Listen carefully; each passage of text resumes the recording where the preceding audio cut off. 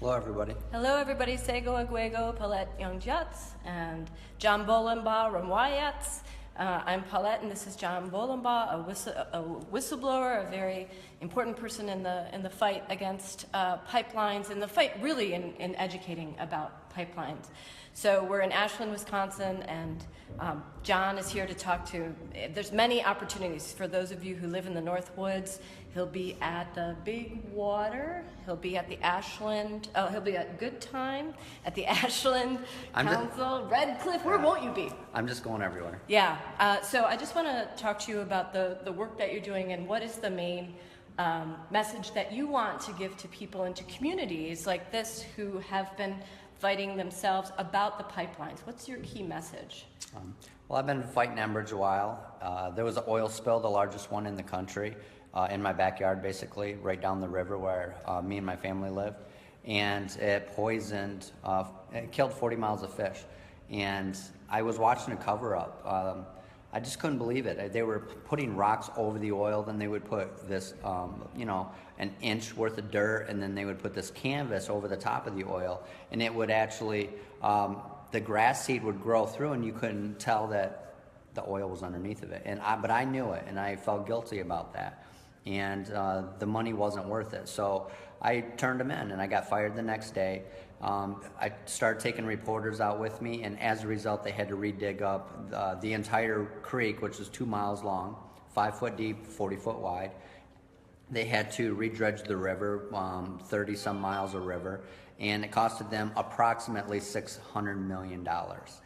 They're also saying that because of my videos, they've had to spend hundreds of millions of dollars on advertisement trying to make themselves look good because my videos are so honest and so damaging to the oil industry and Enbridge.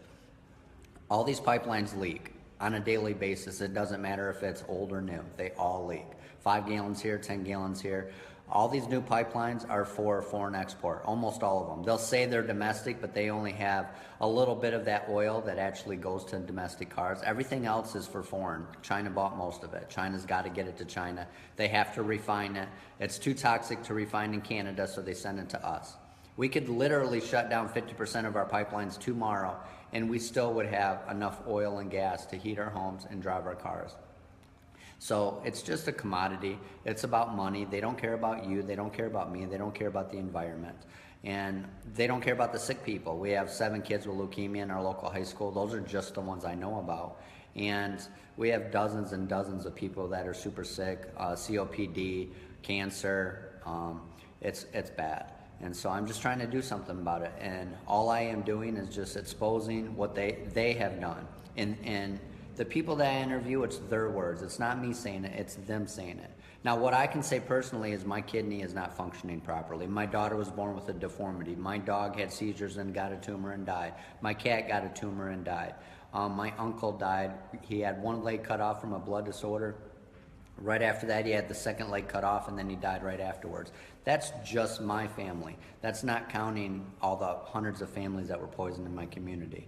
It's not the oil that necessarily poisons people, it's what they breathe in, because it's like peanut butter. It's not like what you put in your car. It's not really a lubricant as much. It's more like peanut butter. It's real thick, it's tarry, it's got sand in it, and they got to get that sand out, but they don't get all the sand out, so it's like sandpaper on the inside of the pipe, and it eats away at the welds, and that's why they're all starting to break at the seams. There's a lot of heat, a lot of intensity, and these chemicals are benzene, toluene, hydrogen sulfide, dectane, methane, propane, hexane, all these super toxic chemicals that cause havoc to you. When there's an oil spill, it's in the air, and you're breathing it in, and it's hooked to your food, it's in your carpet, it's in your sofa, the fabric, and that's what people are getting sick from. Then down the road, the animals, the deer, are drinking the water or eating the grass that are poisoned with this oil, and now we're eating that venison and we're getting sick from that, or we're eating the tumored fish. And so I'm just trying to do something about it.